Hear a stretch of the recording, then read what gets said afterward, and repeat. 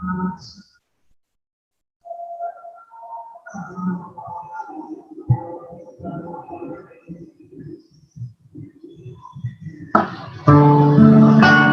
shalom Bapak Saudara.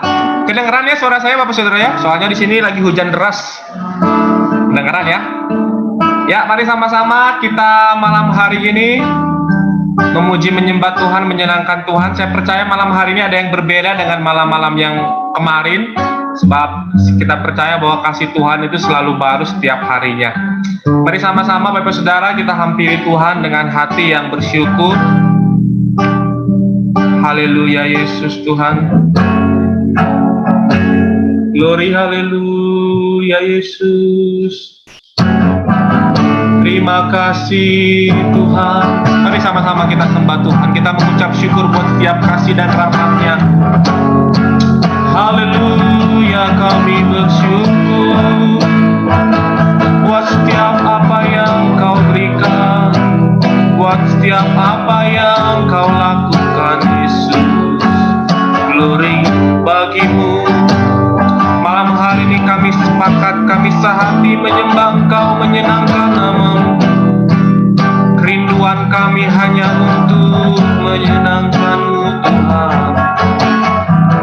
Apapun keadaan kami malam hari ini Tuhan, firman-Mu dengan jelas berkata bahwa di dalam kelemahan pula kuasa-Mu nyata. Mungkin malam hari ini ada kami yang sedang lemah, ada kami sedang mengalami masalah yang cukup berat, ada kami mungkin malam hari ini sedang mengalami sakit penyakit. Tapi kami percaya malam hari ini kuasa-Mu mengalir, menjamah setiap kami, memenuhi kami dalam nama Tuhan Yesus Kristus. Oleh sebab itu kami mau fokus, cengkram pikiran kami Roh Kudus. Kami buka hati kami untuk kami menerima lawatan-Mu, untuk menerima jamahan-Mu. Kami percaya malam hari ini terjadi mujizat, terjadi terobosan. Apa yang belum pernah dilihat, apa yang belum pernah didengar, bahkan apa yang belum pernah timbul dalam hati, biar malam hari ini terjadi di dalam nama Tuhan Yesus Kristus.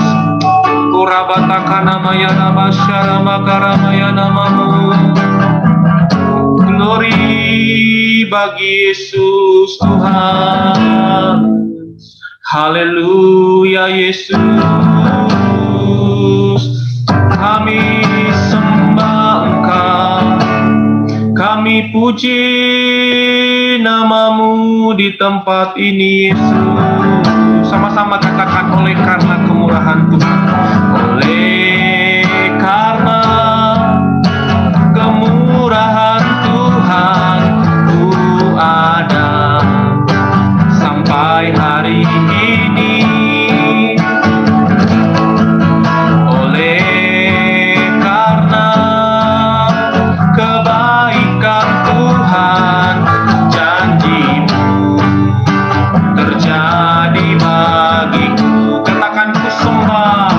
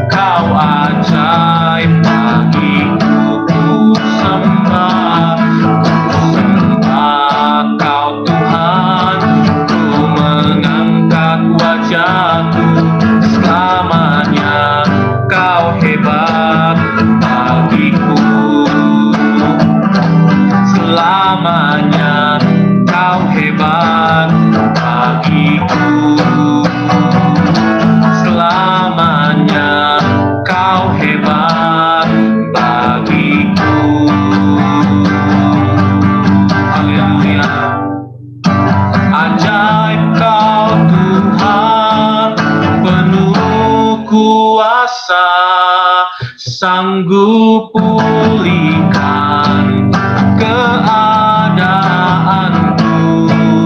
Dalam tangan-Mu seluruh hidupku tak akan goyah selamanya.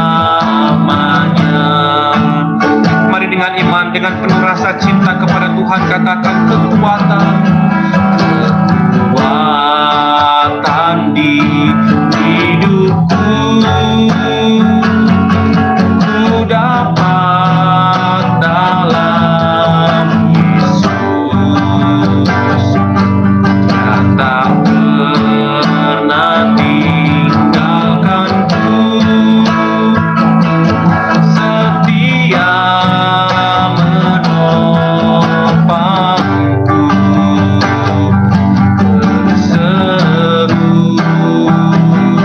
berharap dalam Yesus. Ajaib Kau Tuhan, ajaib Kau Tuhan, penuh kuasa, sanggup pulihkan keadaanku. Dalam tangan-Mu seluruh hidupku tak akan goyah selamanya.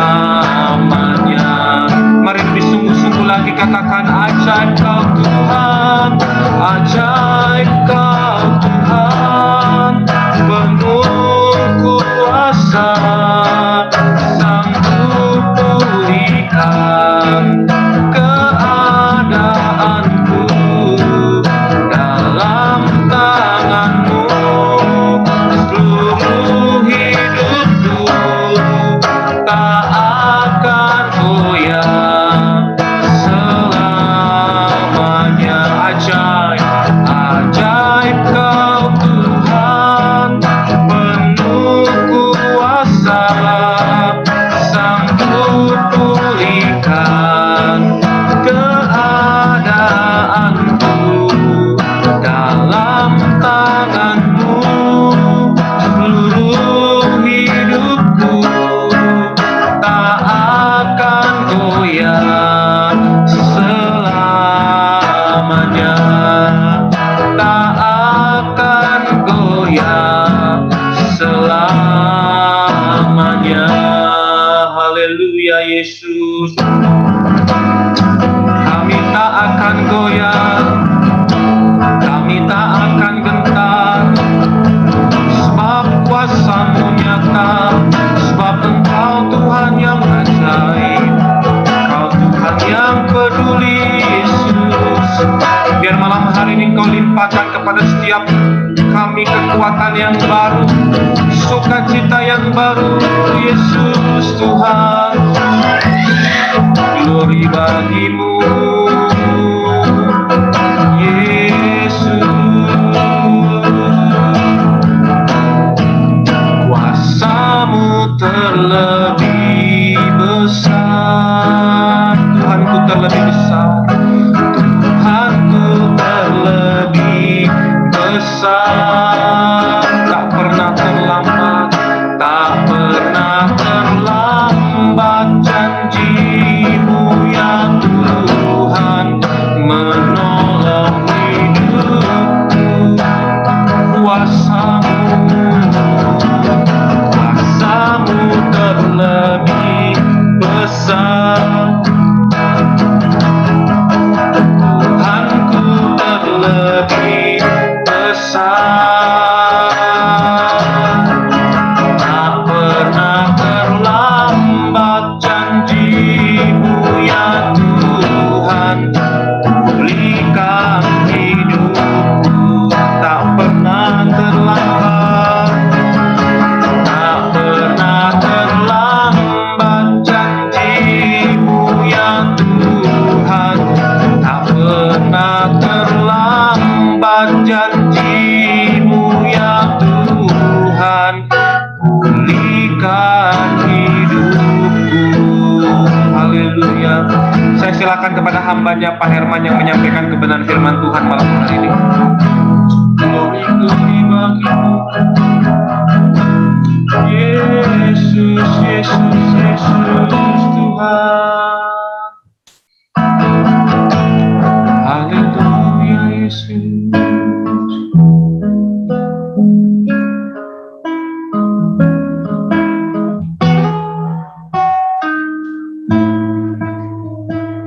Saya persilakan kepada hambanya Pak Herman.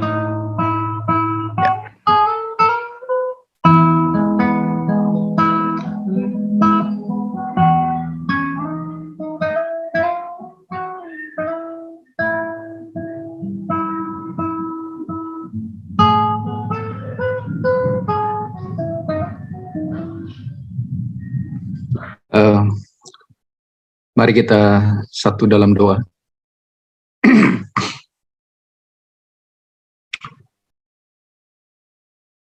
Sungguh malam hari ini kami membutuhkan anugerah dan kasih Tuhan yang limpah atas hidup kami. Kalau bukan karena kasih Tuhan, kalau bukan karena anugerah Tuhan, kalau bukan karena kebaikan Tuhan, kami semua gak layak di hadapan Tuhan. Tapi karena kasih Tuhan yang begitu dalam, lebar, dicurahkan buat kami semua, membuat kami hari ini punya kesempatan untuk mengenal Tuhan, membuat kami semua hari ini dilayakan di hadapan Tuhan, membuat kami semua punya pengharapan di dalam Tuhan, membuat kami semua memiliki sebuah hubungan yang istimewa dengan Tuhan. Bahkan Tuhan mengangkat kami yang tadinya bukan siapa-siapa, menjadi anak, menjadi sahabat, menjadi orang-orang yang dipercaya oleh Tuhan untuk menyelesaikan misi kerajaan-Mu di muka bumi ini. Terima kasih untuk semua anugerah, untuk semua kebaikan Tuhan, untuk semua kasih setia Tuhan yang berlaku, yang dicurahkan buat hidup kami. Terima kasih buat nafas kehidupan yang Tuhan anugerahkan buat kami hari ini. Terima kasih buat pekerjaan yang Tuhan anugerahkan buat kami. Terima kasih untuk setiap hubungan yang bisa terbangun hari-hari ini bersama dengan Tuhan. Terima kasih untuk setiap kesempatan yang Tuhan anugerahkan buat kami. Terima kasih untuk setiap pemulihan demi pemulihan yang Tuhan kerjakan dalam hidup kami. Terima kasih untuk apapun yang Tuhan sudah bukakan, pengertian-pengertian yang baru, pewahyuan-pewahyuan yang baru dalam hidup kami. Terima kasih untuk kami makin mengenal Tuhan dari hari ke hari. Kalau kami mengenal seseorang, makin kami kenal, kami seringkali makin mengenal keburukan orang itu. Tapi ketika kami makin dalam mengenal Tuhan, justru kami makin kenal dan makin tahu kebaikan Tuhan dalam hidup kami. Kadang-kadang kami merasa bahwa apa yang terjadi dalam hidup kami, Tuhan sengaja membiarkannya. Dan Tuhan tidak ada dan tidak adil dalam hidup kami. Tapi ketika kami tahu cerita akhirnya, kami baru tahu bahwa semuanya itu dimaksudkan untuk kebaikan kami. Semuanya itu dimaksudkan untuk Tuhan ingin menunjukkan bahwa Tuhan setia, bahwa Tuhan adil, bahwa Tuhan mengasihi kami semua. Terima kasih Tuhan. Terima kasih. Enggak cukup kata-kata dan kalimat yang bisa kami ungkapkan malam hari ini untuk semua kebaikan dan kasih setia Tuhan. Terima kasih. Berkati persekutuan malam hari ini, berkati fellowship kami hari ini, dan kami percaya Tuhan, apa yang kami kerjakan hari ini dicatat pada kekalan. Roh Kudus, kami butuh kerjasama-Mu. Lawat setiap kami, terobosi setiap hati kami, untuk kami boleh mendengar pesan Tuhan malam hari ini buat kami semua. Terima kasih Bapak. Terima kasih Tuhan. Amin. Bapak Ibu, senang saya bisa berbagi malam hari ini. Ya. Kalau Bapak Ibu suka judul khotbah hari ini, saya ingin berbagi tentang Saudara ditambah dengan Tuhan, itu artinya saudara tidak pernah sendirian. You are never alone. Ayat yang sangat terkenal saya kira Ibrani 13 ayat yang kelima, yang berkata bahwa aku sekali-kali tidak akan membiarkan engkau, dan aku sekali-kali tidak akan meninggalkan engkau. Keren banget menurut saya ayat ini. Ya. Nah, saya ingin membuka dengan sebuah pemahaman atau sebuah ayat perenungan malam hari ini yang terambil dalam Yohanes pasal yang ke-9 ayat 1 sampai ke-5 sampai ke-25. Ini perikopnya adalah orang yang buta sejak lahirnya. Nanti mungkin Bapak Ibu bisa membacanya secara lengkap di rumah, ya. Tapi saya secara singkat saja. Yohanes pasal yang ke-9 ayat yang pertama. Waktu Yesus sedang lewat, ia melihat seorang yang buta sejak lahirnya. Murid-muridnya bertanya kepada Yesus, "Rabi, siapakah yang orang ini sendiri atau orang tuanya, sehingga ia dilahirkan buta?" Jawab Yesus, "Bukan dia dan bukan juga orang tuanya, tetapi karena pekerjaan Allah harus dinyatakan di dalam dia." Ayat yang keempat, kita harus mengerjakan pekerjaan Dia yang mengutus aku. Selama masih siang, akan datang malam, di mana tidak ada seorang pun dapat bekerja. Ayat yang kelima, selama aku di dalam dunia, akulah terang dunia. Nah, saya langsung lompat ayat yang ke-25. Nah, kita tahu ceritanya kemudian Yesus menyembuhkan dan mencelikkan mata orang buta itu. Dan di ayat 25, jawab orang buta itu waktu dia ditanya sama orang banyak, jawabnya begini, "Apakah orang itu berdosa? Aku tidak tahu. Tetapi satu hal aku tahu, yaitu bahwa aku tadinya buta." Ya, orang buta bilang ini tadinya dulu, ya, sejak lahir tadinya aku buta. Tetapi sekarang dapat melihat. Nah, Bapak Ibu, perenungan kita ayat yang ke-25 ini adalah perkataan dari orang buta ini, dari pengemis buta ini. Dia bilang begini, "Satu hal yang aku tahu, aku dulu buta, tetapi sekarang aku melihat." Nah, saya membuat catatan penting di sini. Untuk kita bisa memahami perkataan pengemis buta ini, kita baru bisa memahami ini semua ketika kita sudah dipulihkan. Ketika hubungan kita dengan Tuhan sudah dipulihkan.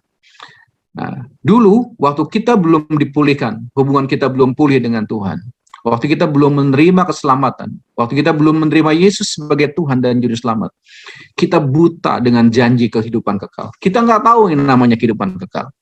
Bahkan kita buta akan tujuan hidup kita. Kita nggak tahu ngapain kita ada di dunia ini, kenapa kita lahir di sini, kenapa kita ada di kota ini, kenapa kita harus bekerja ini, kenapa kita harus menikah, kenapa kita harus bla bla bla bla dan seterusnya. Nah, yang paling parah lagi, kita buta kepada Sang Pemberi hidup. Artinya apa? Ya, ketika kita hidupnya belum dipulihkan, ketika kita belum menerima Yesus sebagai Tuhan dan Juru Selamat, kita nggak punya pengenalan akan Tuhan. Kita nggak bisa kenal Tuhan secara pribadi. Kita nggak punya hubungan yang intim dengan Tuhan. Akibatnya kalau kita tidak punya hubungan yang intim dengan Tuhan, kita menjadi orang yang tidak bisa percaya kepada firman Tuhan. Bagaimana mungkin kita bisa percaya kepada perkataan seseorang, sementara kita sendiri tidak mengenal pribadi orang itu? Karena untuk kita bisa mempercayai firman Tuhan, untuk mempercayai perkataan Tuhan, yang dikatakan dalam Alkitab bahwa iman timbul dari pendengaran akan firman. Bagaimana mungkin kita bisa menimbulkan iman? Bagaimana mungkin firman itu kemudian bisa menjadi sebuah rema dalam hidup kita tanpa kita mengenal pribadi yang mengatakan firman itu sendiri? Nah, makanya penting buat kita untuk kita mengerti hari ini betapa kita penting untuk menjaga kualitas hubungan kita dengan Tuhan. Betapa penting untuk kita kemudian mentaati Tuhan dalam hidup kita. Supaya satu hal ini, ketika hubungan kita dibangun dengan intim dengan Tuhan, ketika kita ada di level yang terbaik dalam hubungan kita dengan Tuhan, maka saya yakin ketika hubungan itu terbangun dengan baik, yang pertama-tama adalah kita akan semakin serupa dengan Tuhan. Yang kedua adalah akibat dari kita semakin serupa dengan Tuhan, akibat hubungan yang dalam, kita akan semakin mempercayai Tuhan. Dan itulah kemudian firman itu menjadi hidup dalam hidup kita. Itulah kemudian kita bisa kemudian mendengar message atau pesan Tuhan. Itulah kemudian kita bisa mendengar Tuhan memberikan arahan dalam hidup kita. Dan kita kemudian bisa menemukan arah dan tujuan hidup kita.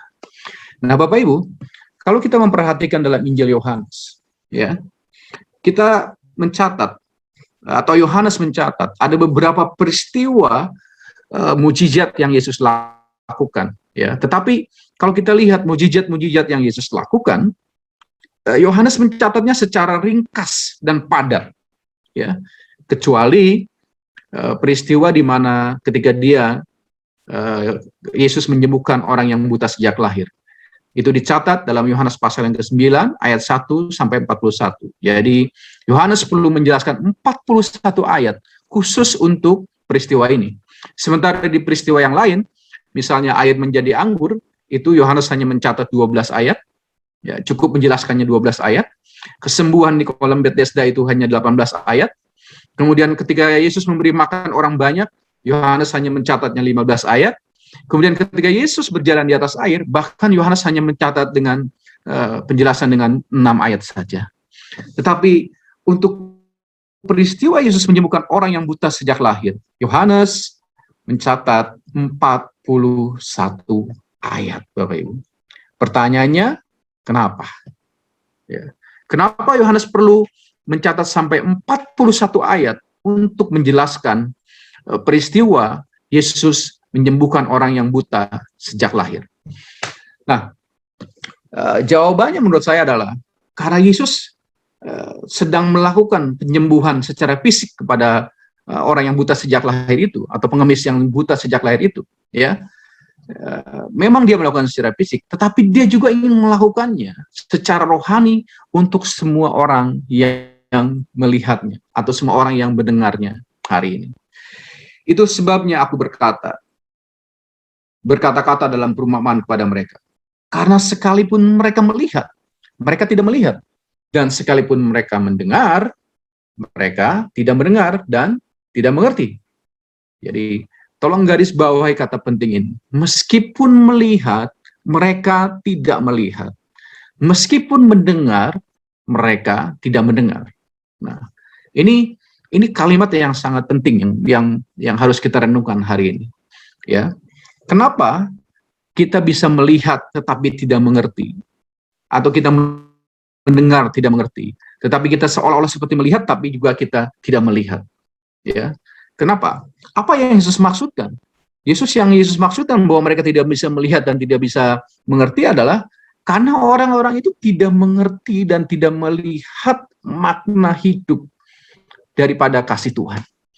Mereka nggak bisa melihat kekekalan yang Yesus sedang tawarkan kepada mereka. Mereka nggak bisa melihat kasih Yesus, kasih Tuhan lewat Yesus, yaitu yang menjadi kemuliaan Allah, itu tidak terlihat oleh mereka. Padahal Yesus ada di tengah-tengah mereka. Ya. Makanya Yesus menekankan ini. Ya. Yesus bilang sekali lagi, bahwa meskipun melihat, mereka tidak melihat. Mereka lihat Yesus, tapi mereka nggak melihat Yesus seutuhnya. Mereka hanya melihat Yesus sebagai seorang tukang kayu. Ya. Mereka cuma bisa melihat Yesus hanya sebagai seorang pembuat mujizat. Tetapi mereka tidak bisa melihat Yesus sebagai Mesias, sebagai Juru Selamat. Mereka tidak bisa melihat Yesus sebagai cerminan dari kemuliaan Allah.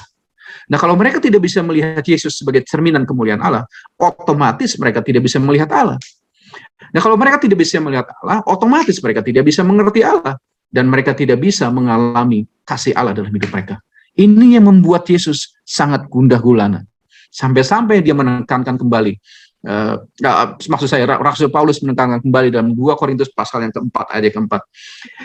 Yaitu orang-orang yang tidak percaya. Yang pikirannya telah dibutakan oleh ilah zaman ini.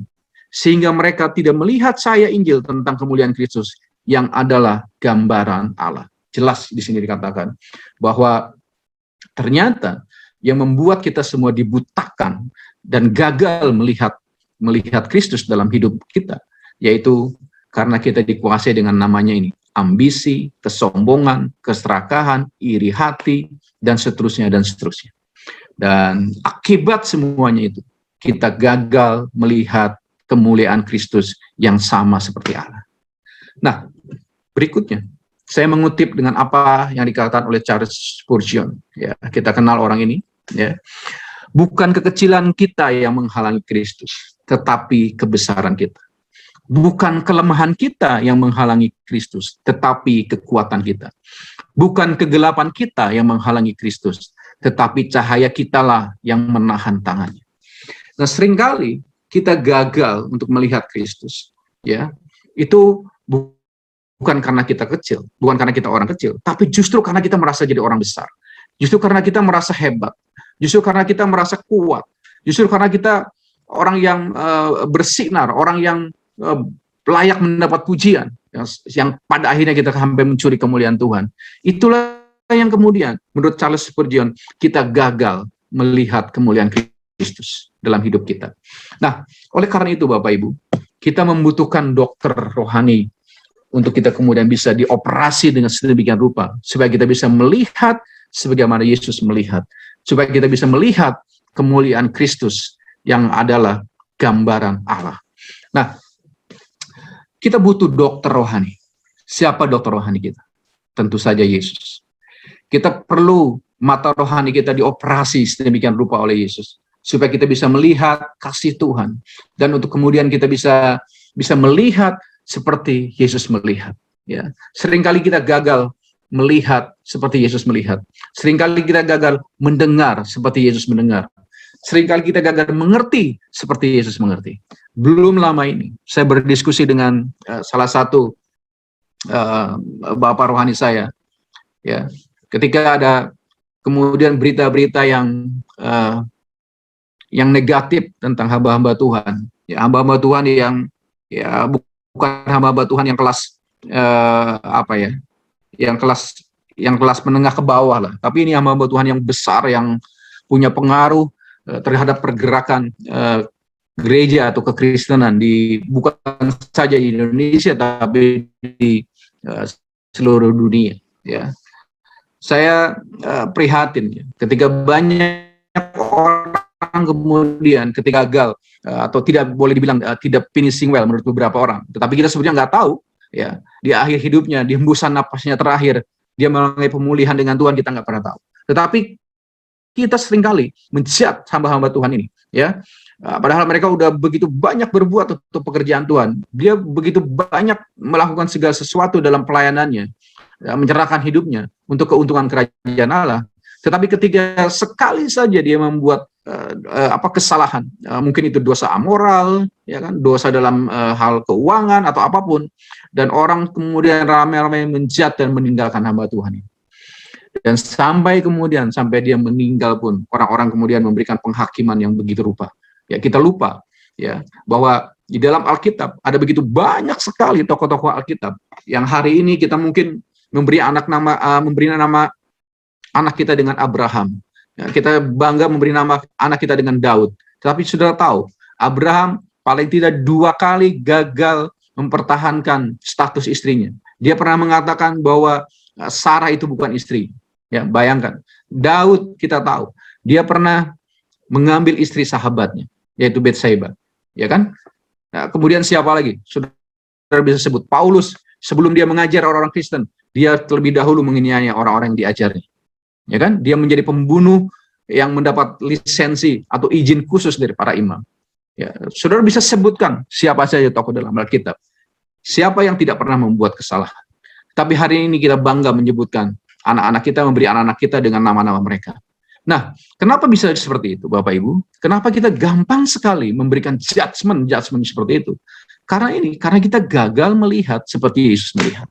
Maka itu mata rohani kita ini perlu dioperasi sedemikian rupa supaya kemudian kita bisa melihat seperti Yesus melihat. Ya. Dan yang terjadi adalah ini dalam Yohanes pasal yang ke-9 ayat yang ke-1. Ketika Yesus berjalan, dia melihat seorang yang buta sejak lahir. Ya. Tetapi murid-murid tidak melihat. Kenapa?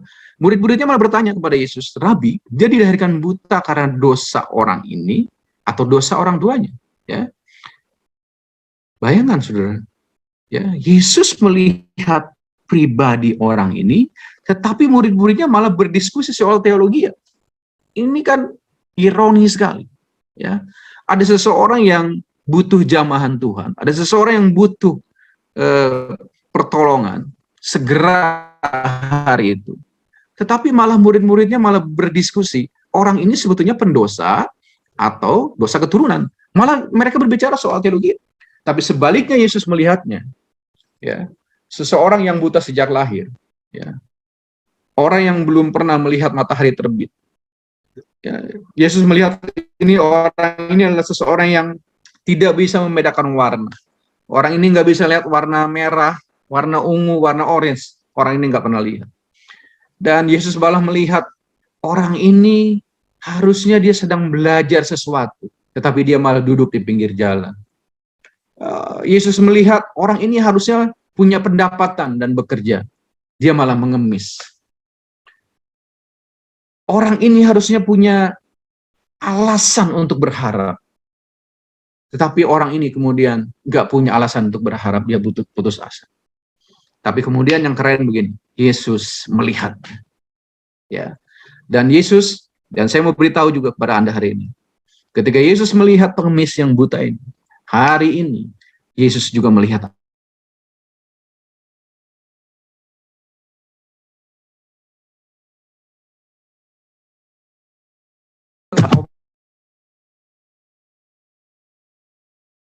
katanya paling rendah. Pengemis itu orang yang diabaikan, orang yang dipandang sebelah mata, bahkan mungkin orang yang diacuhkan, nggak didengar pendapatnya, ya kan, nggak dilihat kehidupannya, nggak dihargai kehidupannya.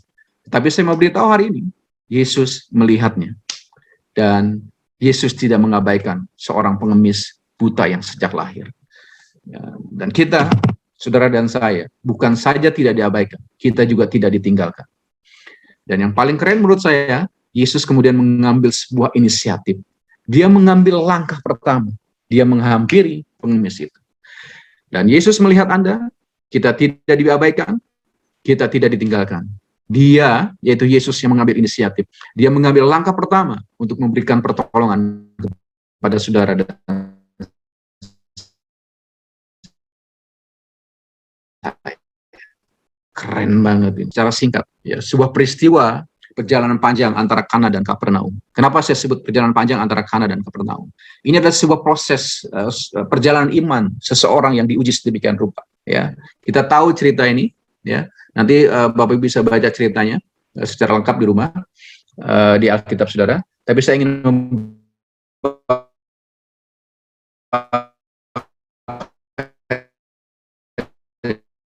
Maka Yesus kembali ke Kana di Galilea, di mana ia membuat air menjadi anggur. Ya, Yesus pernah bikin mujizat air menjadi anggur itu di Kana, dan kemudian dia pergi dan kembali lagi ke Kana di Galilea. Dan di Kapernaum, ya, ada kota yang berbeda. Ada seorang pegawai istana, anaknya sedang sakit. Ya, jadi ini pejabat penting sebetulnya. Dan dia punya anak sakit. Dan dia udah coba ke beberapa tempat, beberapa tabib di kota di mana dia ada.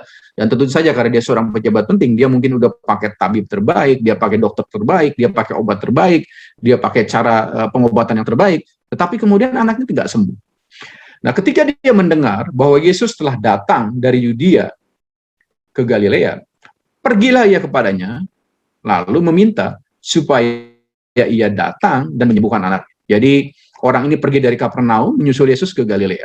Ya, nah perjalanan dari Kapernaum ke Galilea itu kurang lebih seharian penuh lah. Jadi sehari semalam gitu. Jadi dia nggak bisa pergi pagi bisa nyampe langsung. Jadi dia perlu nginep. Nah, supaya ia datang menyembuhkan anaknya, yaitu maksudnya supaya Yesus datang dan menyembuhkan anaknya. Sebab anaknya itu hampir mati. Ayat 48. Maka kata Yesus kepadanya, jika kamu tidak melihat tanda dan mujizat, kamu tidak percaya? Pegawai istana itu berkata kepadanya, Tuhan, datanglah sebelum anakku mati. Kata Yesus kepadanya, pergilah, anakmu hidup.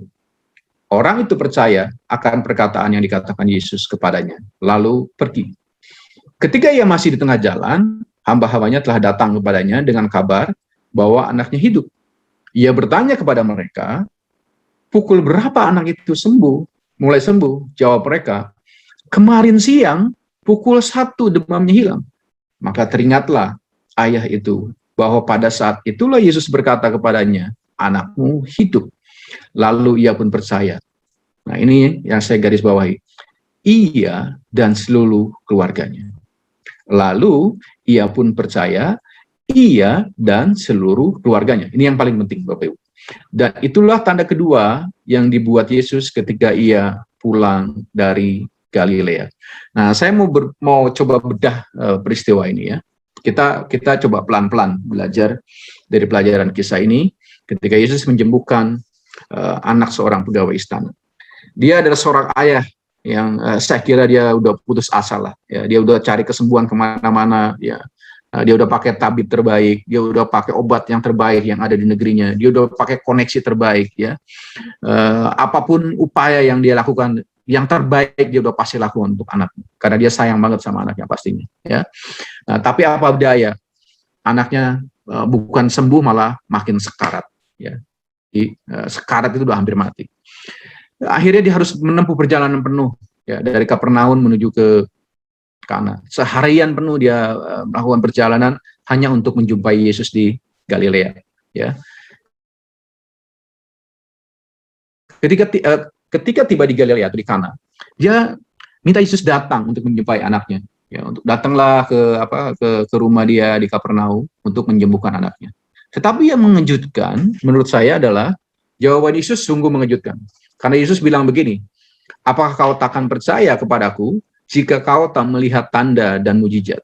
Itu Yohanes 4 ayat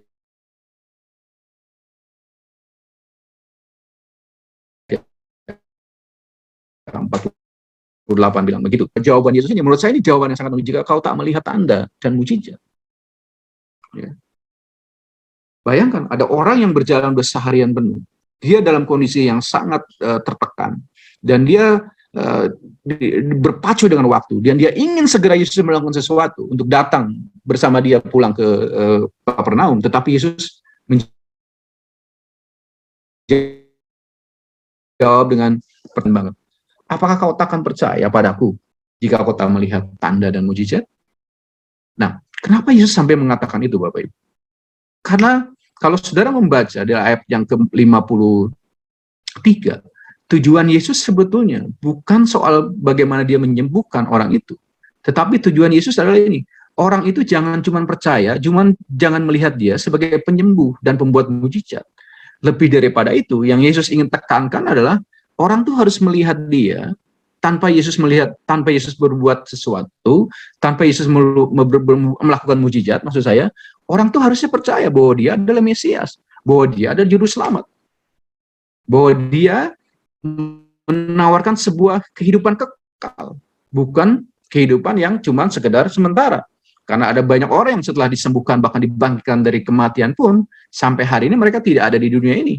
Artinya orang yang mengalami kesembuhan sekalipun atau orang bahkan yang dibangkitkan dari kematian pun akhirnya mati juga. Nah, saya tidak sedang anti dengan mujizat, tidak. Justru kita harus tetap percaya dengan mujizat sampai hari ini. Tetapi yang Yesus ingin tekankan hari itu adalah kamu jangan cuma melihat mujizat-mujizat dan kamu nggak kenal pribadi saya, kamu nggak kenal siapa aku sebenarnya, kamu nggak kenal misi aku datang ke dunia apa yang sebenarnya. Aku datang untuk menyelamatkan kamu, aku datang untuk memberikan kekekalan, hidup yang kekal, bukan sekedar hidup yang hari ini saja, gitu. Nah, kemudian ada beberapa statement seperti itu yang kemudian kita coba mencari alasan. Mungkin apakah karena Yesus berpikir ada orang yang ingin melihat mujizat Yesus berikutnya setelah dia membuat mujizat air menjadi anggur? Ya, mungkin orang banyak pengen melihat gitu. Atau mungkin karena pejabat ini orang yang ya biasa ngatur bawahannya lah, di mana dia terbiasa memberitahu kepada bawahannya bahwa apa yang harus mereka lakukan. Dalam hal ini dia melakukan hal yang sama kepada Yesus. Dia minta kepada Yesus, ya, tolonglah datang, sembuhkan anak saya. Nah, ini juga bicara gini Bapak Ibu, ketika kita minta sesuatu kepada Tuhan, kita suka sekali ya menginginkan sesuatu itu berdasarkan caranya kita. Kalau kita berdoa, kita menginginkan sesuatu, kita ingin apa yang ada di bayangan kita, apa yang ada di keinginan di hati kita, itu yang kita rasanya itu yang paling baik menurut kita. Nah, ketika Tuhan melakukan mujizat atau melakukan pertolongan kepada kita dengan cara yang berbeda, kita nggak sembuh, kita jadi kecewa. Ya. Kita pekerjaan, kita butuh pekerjaan, dan kemudian kita berdoa dan kita nggak dapat pekerjaan, kita kecewa sama Tuhan, ya kan? Karena kita meminta sesuatu yang kemudian Tuhan memberikannya tidak sesuai dengan harapan kita, atau Tuhan melakukannya dengan cara yang bukan seperti yang kita bayangkan. Nah, itu seringkali kita kecewa. Nah, untuk alasan apapun menurut saya, Yesus perlu memberi peringatan kepada orang banyak, kepada orang-orang banyak hari itu. Ini menurut saya, Yesus tidak suka dengan kepercayaan yang bersyarat seperti itu. Kenapa? Karena iman atau kepercayaan yang seperti tadi itu, yang seperti saya ceritakan tadi, itu gampang sekali goyah, Bapak Ibu. Ya. Kenapa gampang sekali goyah? Ketika saudara berdoa, meminta sesuatu kepada Tuhan, dan itu tidak terjadi dalam hidup saudara, saudara bisa kecewa sama Tuhan. Saudara kemudian marah sama Tuhan, karena Tuhan tidak menjawab apa yang saudara harapkan. Ya kan? Karena saudara berharap, saudara berpikir bahwa Tuhan harus mengikuti apa yang saudara mau. Tetapi sebenarnya Tuhan punya cara sendiri untuk menolong saudara. Nah, itulah sebetulnya yang Yesus sedang hajar habis-habisan pada orang ini, bahwa cara-cara seperti itu cara yang salah. Karena itu sangat mudah sekali digoncang, sangat mudah sekali iman seperti itu digoyang, sangat mudah sekali iman seperti itu luntur. Ya. Bahkan kalau mungkin saudara sudah kepepet seperti sang ayah ini, ya, anaknya sudah sekarat dan saudara udah butuh pertolongan, ya, seperti orang yang kalau udah mau tenggelam itu udah di atas leher, udah sehidung, saudara udah hampir susah napas dan pertolongan belum datang juga, akhirnya saudara marah sama Tuhan, saudara kecewa, saudara pilih jalan yang pintas daripada jalan Tuhan. Nah, ini sebetulnya yang Yesus sedang upayakan untuk orang-orang itu mengerti. Nah, tapi saya salut banget dengan sang ayah ini, ya. Kemudian sang ayah ini tidak menanggapi peringatan Yesus, ya. Dia hanya fokus pada tugas utamanya, dan kemudian dia memohon dengan tulus kepada Yesus, Tuhan, tolong datanglah sekarang sebelum putraku meninggal. Ya, ayat 49. Arahannya sangat jelas, datanglah sekarang. Ya, itu sama seperti kita ketika kita meminta sesuatu kepada Tuhan, sekarang Tuhan. Dan Yesus kemudian menanggapinya, pulanglah, anakmu akan hidup. Wah, kalau saudara dan saya ada di posisi ayah ini, itu antara percaya dan tidak. Ya, bayangkan, saudara mengharapkan Yesus datang bersama kita pulang untuk melihat anak kita dan kemudian menumpangkan tangan di situ. Tetapi Yesus malah bilang begini, pulang aja, anakmu udah pasti sembuh. Ya, kira-kira begitu. Dan waktu jawaban ini muncul dari Yesus, menurut saya ini jawaban ini yang apa ya? Jawaban yang kabar baik tapi sekaligus menggoncangkan dan sekaligus meragukan. Ya. Bagaimana sekali lagi kalau kita ada di posisi ayah ini? Ya, dia jelas dia seorang pejabat meminta Yesus untuk pulang bersamanya ke Kapernaum, tetapi Yesus berkata kepadanya, pulanglah, anakmu akan hidup. Jadi artinya Yesus nggak mau bareng dengan dia. Yesus nggak mau balik nggak mau datang ke Kapernaum. Ya. Dan kemudian sebuah pergumulan yang penting menurut saya adalah ketika doa dipanjatkan di Kana, ya, dia berdoa kepada Yesus di Kana, dia memohon kepada Yesus di Kana, dia kemudian punya pergumulan, apakah doanya akan tergabul di Kapernaum? Ya kan? Dengan kata lain dia mulai berpikir apakah Yesus bisa menyembuhkan jarak jauh? Dan hari itu pilihan harus dibuat oleh sang ayah ini. Dan saya yakin dia punya pikiran yang sangat berkecamuk hari itu. Dalam bayangan saya, dia mungkin sambil menatap Yesus, kemudian sambil dia lihat ke jalan, dia lihat Yesus lagi, kemudian lihat jalan lagi, dalam pikirannya bagaimana kalau dia sampai di rumah, ternyata anaknya belum sembuh. Bagaimana jika Yesus pergi ke kota lain, ya, dari Kana mungkin dia mau pergi kemana, waduh nanti kalau dia pulang dan anaknya belum sembuh, kemana dia harus cari Yesus lagi, ya kan? Tapi yang hebat menurut saya adalah gini, pada akhirnya sang ayah ini menentukan pilihan. Ayat 50 berkata, orang itu percaya akan perkataan yang dikatakan Yesus kepadanya, lalu pergi. Keren. Dia percaya pada kata-kata yang Yesus ucapkan. Itu yang paling penting menurut saya. Ya, saya ringkas saja. Ya, bahwa Yesus menyembuhkan anak pegawai istana, itu Yohanes 4 ayat 46 sampai 54. Orang itu kemudian percaya akan perkataan apa yang dikatakan Yesus kepadanya, lalu pergi. Ayat 50. Dia, orang itu percaya pada kata-kata yang Kristus ucapkan. Pertanyaannya adalah, bagaimana dengan saudara dan saya? Ya, bagaimana saudara dan saya? Apakah kita tetap percaya atau tidak? Dia tidak pernah menjadikan langit selalu biru. Satu hal yang jaminan yang diberikan bagi kita adalah, aku sekali-kali tidak akan membiarkan engkau, dan aku sekali-kali tidak akan meninggalkan engkau. Saya cuma bilang begini, Anda tidak pernah berjalan sendirian. Teruslah berjalan dan percaya kepada Tuhan. Karena pergumulan apapun yang sudah sedang hadapi hari ini, Dia, Tuhan, adalah bantuan yang selalu ada dalam kesulitan. Saya merangkum itu dari Mazmur pasal yang ke-46 ayat yang ke-1 dan Ibrani ayat yang ke pasal 13 dan 5. Ya, saya rangkum itu kata-kata itu dari dua ayat ini, kemudian saya bisa menulis ini bahwa Tuhan adalah bantuan yang selalu ada dalam kesulitan. Dan yang kedua, Dia selalu hadir, Bapak Ibu. Kemana aku dapat pergi menjauhi roh-Mu? Kemana aku dapat lari dari hadapan-Mu? Jika aku mendaki ke langit, Engkau di sana. Jika aku menaruh tempat tidurku di orang mati, di situ pun Engkau ada.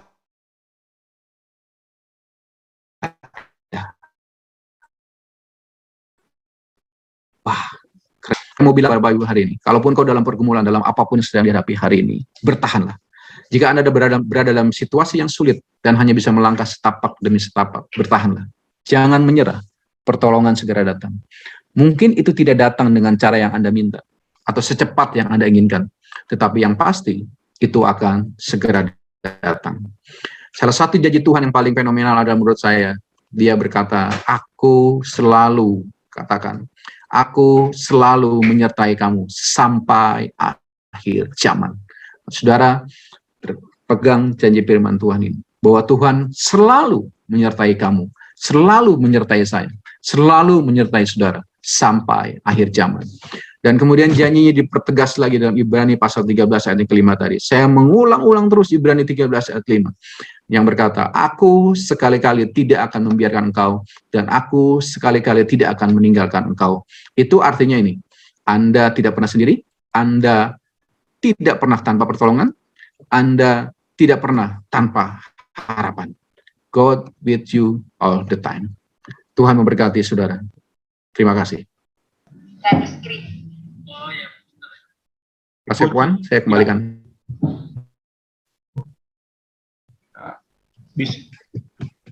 Ya, puji Tuhan. Firman Tuhan yang sangat luar biasa, saudara ya. Kita malam hari ini sangat diberkati melalui firman Tuhan hambanya, begitu sangat detail ya. Tadi sama-sama kita praktekkan firman Tuhan ini seperti apa yang dilakukan oleh seorang perwira di Kapernaum tadi. Modal kita hanyalah dua tadi, percaya dan taat saja. Sebetulnya ini sangat simpel, tapi prakteknya itu harus kita lakukan. Mari sama-sama Bapak Saudara, kita malam hari ini masuk ke dalam doa pokok ya. Ada banyak sekali doa-doa pokok yang harus kita doakan malam hari ini. Kita percaya malam hari ini bahwa ketika kita beriman kepada Tuhan dan percaya, maka terobosan itu akan terjadi seturut dengan kehendak Tuhan. Yang pertama adalah daripada Bapak Kiki ya. Nanti kita akan sama-sama doa untuk Pak Kiki.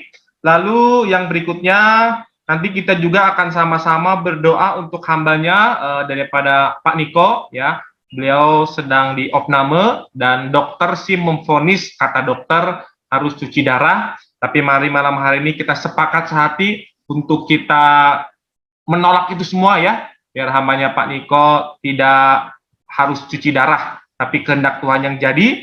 Dan kita juga doakan juga nanti untuk ibu siapa ini tadi ya? Bentar ya. Ibu Mr. R.S. Son ya. Beliau minta dukungan doa untuk daripada pekerjaannya. Nah, mari sama-sama Bapak Saudara, kita nanti sama-sama berdoa syafaat. Nanti mungkin saya minta hambanya Pak Denny mungkin Pak ya, untuk berdoa untuk daripada Pak Kiki Pak, dan berdoa untuk firman Tuhan yang sudah kita dengar malam hari ini. Saya minta untuk nanti Pak Denny. Mari sama-sama kita angkat satu pujian dulu, nanti kita sama-sama berdoa sepakat. Haleluya Yesus. Ku percaya Kau Tuhan yang tak pernah gagal, menjadikanku lebih dari pemenang. Ku percaya Kau Tuhan yang tak pernah lalai, menepati janji-janji-Mu. Ku percaya Kau Tuhan yang tak pernah gagal, menjadikanku lebih dari pemenang. Ku percaya Kau Tuhan yang tak pernah lalai, menepati janji-janji-Mu. Saya minta dengan hormat untuk Pak Denny memimpin kita doa syafaat untuk firman Tuhan yang sudah dengar, dan berdoa syafaat juga untuk Pak Kiki beserta keluarga. Haleluya. Oke. Mari saudara-saudara yang seiman, kita sepakat, kita berdoa bersama-sama. Biarlah setiap doa yang kami ucapkan boleh dikatakan amin. Tuhan, Allah Bapa kami yang bertata dalam kerajaan surga, kembali datang ke hadirat-Mu Tuhan pada malam hari ini. Kami mengucap syukur dan terima kasih untuk waktu dan kesempatan yang masih Engkau berikan kepada kami semua, untuk kami bisa berkumpul kembali, untuk kami bisa berdoa melalui acara doa terobosan pada malam hari ini Tuhan. Kami percaya dan yakin Engkau ada dan hadir bersama-sama kami di tempat kami masing-masing Tuhan. Walaupun kami terpisah secara online, tapi kami percaya dan yakin kuasa-Mu tidak terbatas. Kuasa-Mu tidak bisa dibatasi oleh apapun dan siapapun Tuhan. Karena kami mempunyai Allah yang hidup, Allah yang maha kuasa, Allah yang maha besar, dan Allah yang maha dahsyat Tuhan. Saat ini kembali kami berdoa untuk hamba-Mu, Pak Herman, yang sudah memberkati kami melalui kebenaran firman-Mu Tuhan pada malam hari ini. Biarlah kami tetap percaya dan taat akan firman-Mu, karena firman-Mu ya dan amin Tuhan. Biarlah hamba-Mu kami serahkan di dalam tangan-Mu, kiranya Engkau pakai hamba-Mu menjadi alat-Mu, menjadi saluran berkat-Mu untuk kemuliaan dan kebesaran nama-Mu saja Tuhan. Kami serahkan juga Pak Herman beserta keluarganya dimanapun berada saat ini Tuhan, kiranya Engkau berkati, lindungi, peliharakan di dalam pekerjaan usahanya, rumah tangganya, keluarganya, juga dan kesehatannya Tuhan. Kami percaya, biarlah melalui kebenaran firman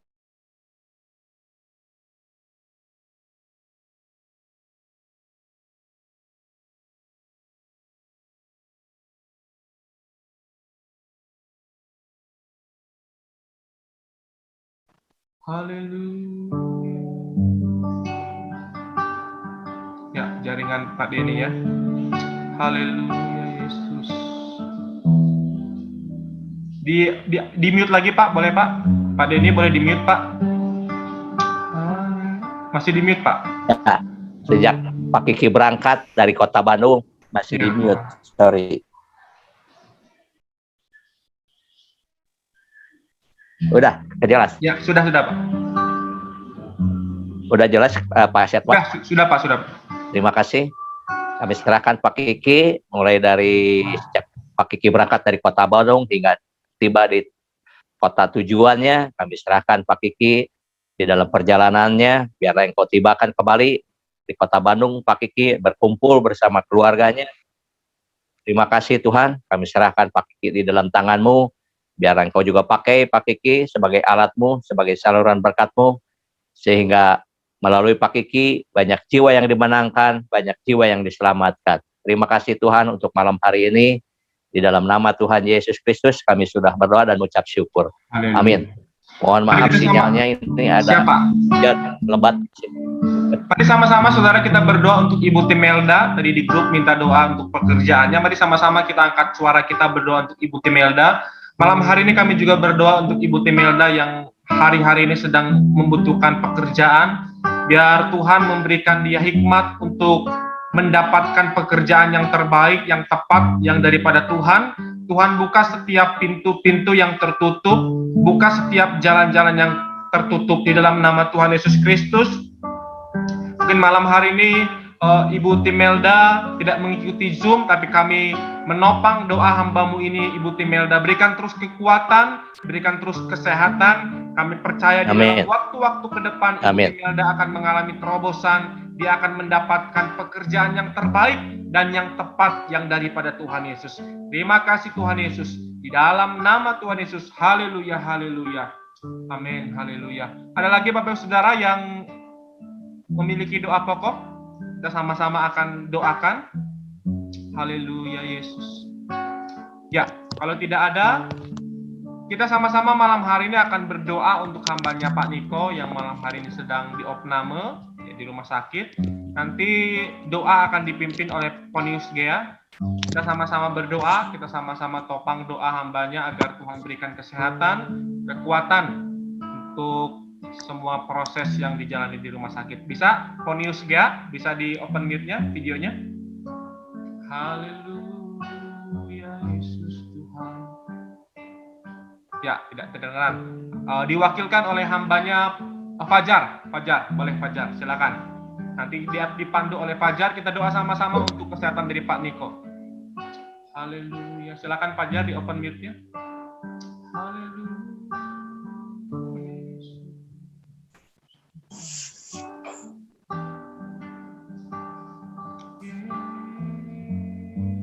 Baik, kita berdoa.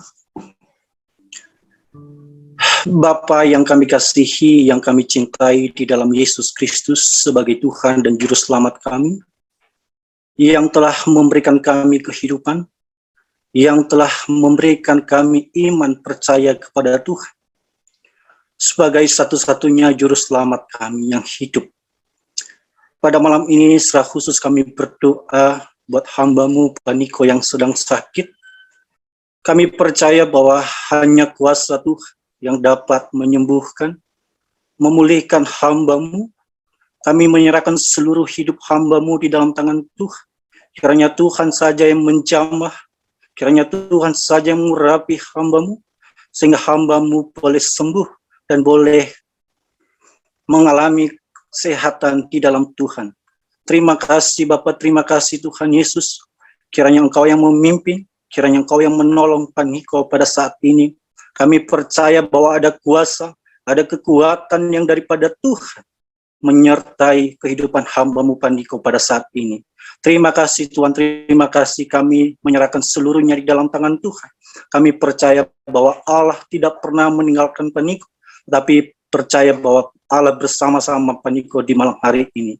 Kami bersyukur dan kami berdoa, kami percaya bahwa hanya kuasa Tuhan yang dapat memulihkan dan menyembuhkan hamba-Mu. Di dalam nama Tuhan Yesus kami telah berdoa dan bersyukur. Amin. Haleluya, amin. Puji Tuhan. Ada lagi Bapak Saudara yang rindu didoakan? Kita sama malam hari ini sama-sama kita akan topang doa. Atau mungkin ada kesaksian 1-2 menit boleh menambahkan. Pak Kiki, baik ya Pak Kiki ya, lancar terus. Ya, saya ingin mengucapkan selamat datang untuk Saudari Ibu Grace, selamat datang. Sama Ibu Miliswati, selamat datang juga.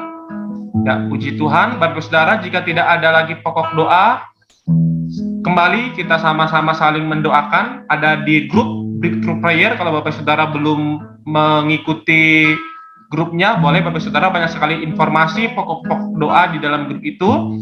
Dan minggu depan kita kembali akan seperti biasa untuk dalam momen doa terobosan.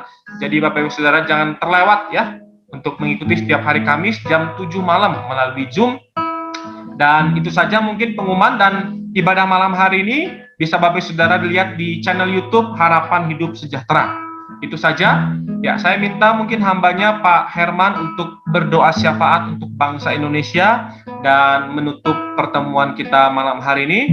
Kita angkat satu pujian, nanti hambanya Pak Herman akan berdoa syafaat dan menutup momen doa terobosan. Maaf, Pak Sekwan sudah dipoto. Sudah Pak, sudah Pak. Ya, nanti beres doa syafaat kita foto lagi, boleh ya? Beres doa syafaat, nanti kita foto lagi. Ya. Ya, haleluya. Oke. Mari sama-sama Terima katakan, kasih. kami memuji kebesaran-Mu. Kami memuji kebesaran-Mu.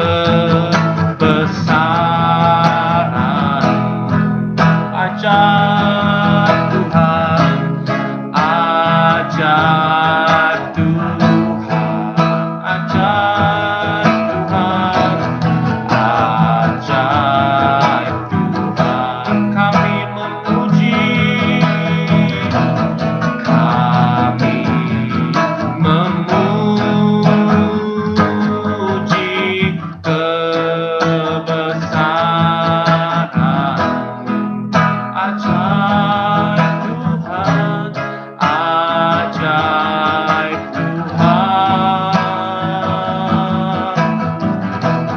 ajaib Tuhan, ajaib Tuhan, ajaib Tuhan,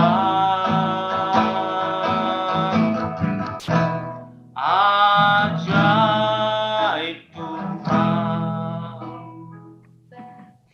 Bersyukur untuk pertemuan malam hari ini, untuk fellowship malam hari ini. Kami percaya apa yang telah kami kerjakan hari ini dicatat pada kekekalan. Dan kami berdoa saat ini untuk setiap kami yang hadir dalam fellowship doa terobosan malam hari ini. Apapun persoalan yang sedang kami hadapi, pergumulan apapun yang sedang kami hadapi, tolong Roh Kudus untuk kami boleh melihat dan mengerti rencana Tuhan atas hidup kami. Tolong kami untuk bisa mengerti dan kemudian kami bisa mentaati apa yang Tuhan inginkan dalam hidup kami.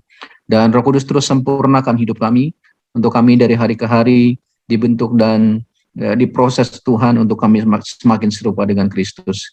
Terima kasih Bapak. Kami berdoa sekali lagi untuk hamba-Mu, Pak Niko yang hari ini sedang berada di rumah sakit, yang sedang didiagnosa oleh dokter, dan walaupun kreatinnya cukup tinggi, HB-nya turun dan seterusnya, itu adalah fakta yang ada hari ini, tapi kami boleh percaya hari ini bahwa fakta mengadakan demikian, tapi iman kami tetap percaya bahwa Tuhan di atas segala fakta, dan kuasa Tuhan, kuasa nama Yesus itu di atas segala fakta yang ada.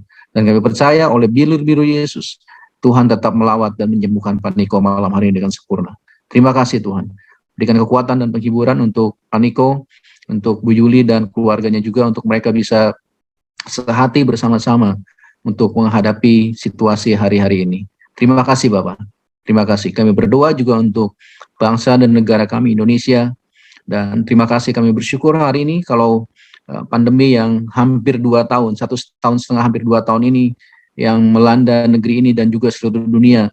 Tapi hari-hari terakhir kami boleh melihat bahwa oleh pertolongan Tuhan, pemerintah telah bekerja dengan begitu luar biasa. Sampai hari ini kami boleh kembali beraktivitas dengan normal kembali, dan kami percaya perlindungan dan pertolongan Tuhan tetap nyata atas bangsa dan negeri kami.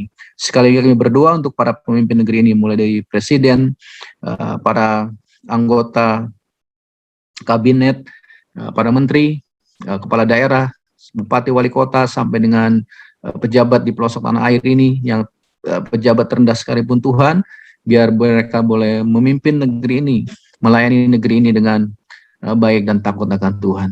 Kami berdoa juga para anggota legislatif, yudikatif, semuanya boleh melakukan tugas mereka, melakukan fungsi mereka, melakukan fungsi dan kontrol mereka dengan takut akan Tuhan. Terima kasih Bapak, terima kasih. Kami menyerahkan keamanan bangsa dan negara kami, ekonomi, pertumbuhan ekonomi ke depan Tuhan dalam pasca pandemi ini. Ada banyak tantangan yang akan dihadapi, ada banyak perubahan-perubahan yang akan dihadapi, dan kami percaya roh hikmat dan wahyu Tuhan nyatakan kepada para pemimpin kami, untuk kemudian mereka boleh memberikan terobosan-terobosan dalam kebijakan, untuk kemudian ekonomi kami, ekonomi bangsa kami boleh kembali pulih. sektor-sektor ekonomi yang juga mungkin mengalami krisis hari-hari ini, baik di tingkat yang hulu sampai hilir UMKM, bahkan pedagang-pedagang kaki lima sekalipun. Tuhan, Engkau yang terus menjagai dan menolong kami semua. Terima kasih. Kami berdoa juga untuk gereja-gereja Tuhan yang ada di muka bumi ini, khususnya di Indonesia. Tuhan menolong dengan perubahan cara beribadah yang berubah hari-hari ini, biar apapun yang terjadi, perubahan-perubahan yang terjadi ini boleh membawa kami semakin kenal dan semakin dekat dengan Tuhan. Dan perubahan-perubahan ini bukan menjadi sebuah alasan, bukan menjadi sebuah penghalang untuk kami makin mengenal Tuhan. Bahkan lewat semuanya ini, lewat proses, lewat peristiwa yang terjadi hari-hari ini, kami makin percaya dan kami makin yakin bahwa Tuhan ada di pihak kami. Karena kami tahu Tuhan sekali-kali tidak pernah meninggalkan kami. Terima kasih Bapak. Kami bersyukur untuk Bapak yang begitu setia dalam hidup kami. Bapak yang selalu ada untuk kami. Bapak yang selalu siap sedia memberikan pertolongan buat kami. Terima kasih Bapak. Di dalam nama Yesus, semua kita yang diberkati Tuhan katakan, amin. Amin. Terima kasih Pak Herman pelayanannya. Sampai ketemu minggu depan. Shalom untuk semuanya saudara. Shalom.